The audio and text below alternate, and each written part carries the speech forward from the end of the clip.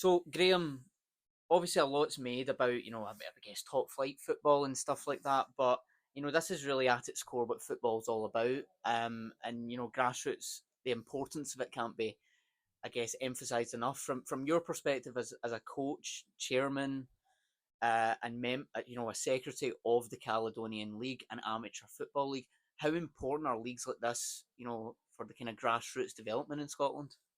I think it's crucial.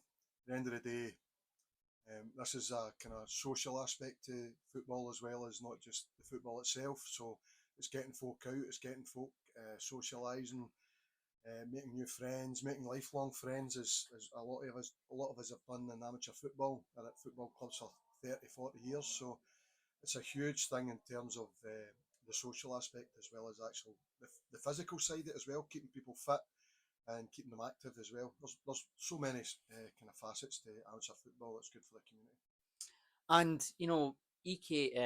East Kilbride YM F.C is just one of a number of clubs that are making great strides forward. In the kind of development path for players. And this really for the YMFC began back about a decade, but just over a decade ago. Um, when you formed a partnership, can you tell us a little bit about that partnership and what it allowed you to kind of create here? I guess at all levels. Well, we were going to start a kind of soccer school when we did for 4 year olds, and hopefully in a few years' time, it would have been about 15 years' time, we would have had players coming through. And then one night we were training, we had started that kind of soccer school, it had been going for a year, and we were training one night and we were training next to the East Kilbride Youth Club. And we got speaking to them, and we realised at that point that they have kids from 4 all the way up to under 19s. But after under 19s, they just finished. So the boys had really nowhere to go unless they found another team at another club somewhere else. So it seemed a bit stupid that they were doing all that and they had no place to go, and we were wanting to do all that and have that player pathway. So we got together, formed a pathway, and it's been really successful in terms of on and off the pitch. Obviously, that then helped us to have kids from 4 all the way up. We've now got walking football over 35s. When you're applying for grants, etc., then it's good to have that sort of community football club, and it gives you a wee bit of backup for the fact that you're asking for grants for a community football club. And just lastly, going off of that, what you mentioned there about community, because I think that really is at the heart of football. People form around a club. Out there, I grew up in East Kilbride, Graham.